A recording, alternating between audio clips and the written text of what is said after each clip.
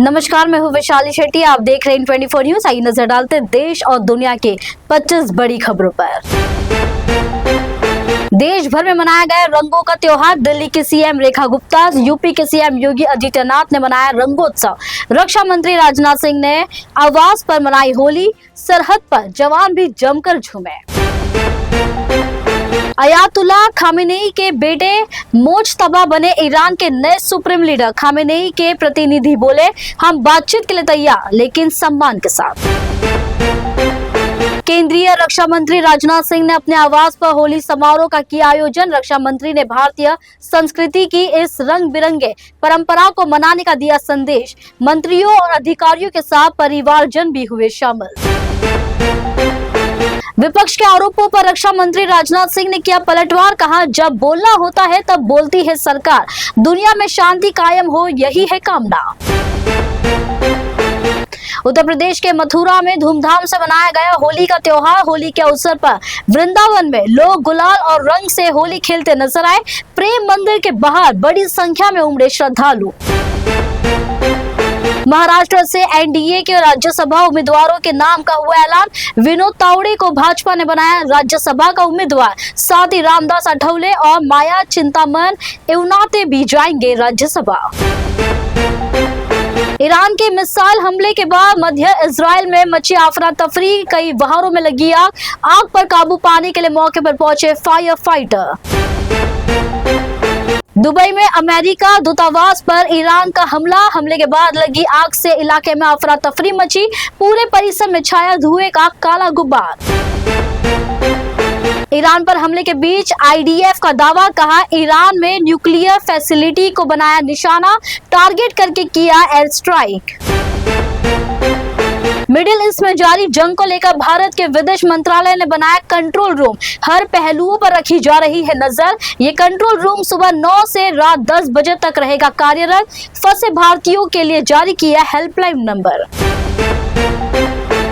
America, Israel और Iran की जंग का 5वां दिन आज। इजराइल ने मार गिराया ईरानी फाइटर जेट YAK-130। आईडीएफ ने किया बड़ा दावा।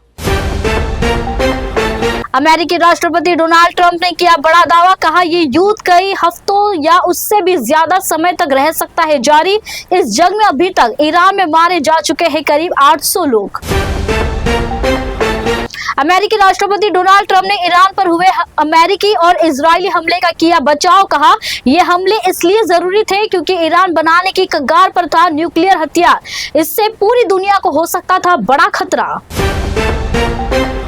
बिहार में बड़े सियासी फेरबदल की तैयारी। सूत्रों से मिली जानकारी के अनुसार राज्यसभा जा सकते हैं मुख्यमंत्री नीतीश कुमार। बेटे निशांत बन सकते हैं बिहार के उप मुख्यमंत्री।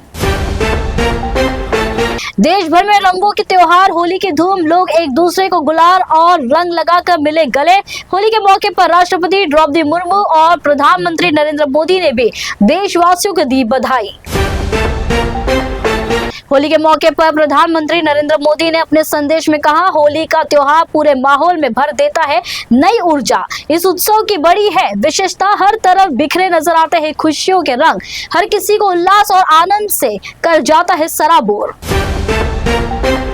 खाड़ी देशों में फंसे भारतीय नागरिकों को सुरक्षित स्वदेश वापस लाने के लिए निजी विमानन कंपनी स्पाइस जेट ने अपनी कोशिशें की तेज। कंपनी ने कहा, 4 मार्च को यूएई से 8 विशेष उड़ानों का करेगी संचालन।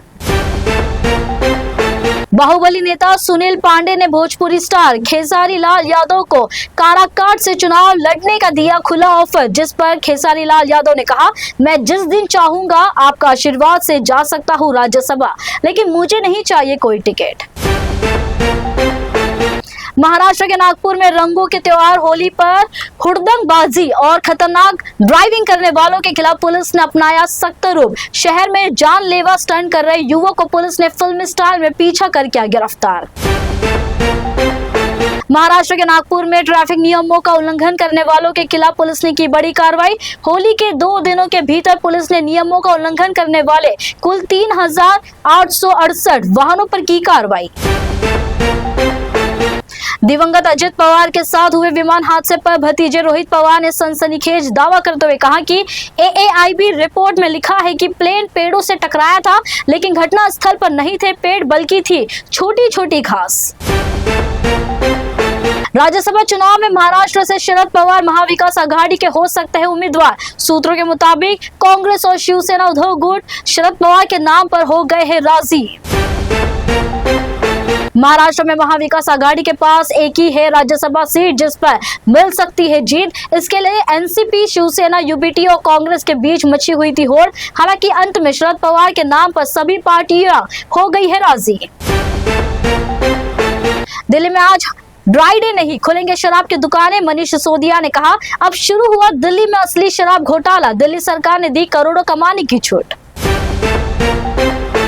थाने पुलिस ने 15 साल की स्कूली छात्र के साथ 6 महीने तक छेड़छाड़ करने और उसे 50,000 रुपए वसूलने के आरोप में 23 साल के युवक को किया गिरफ्तार।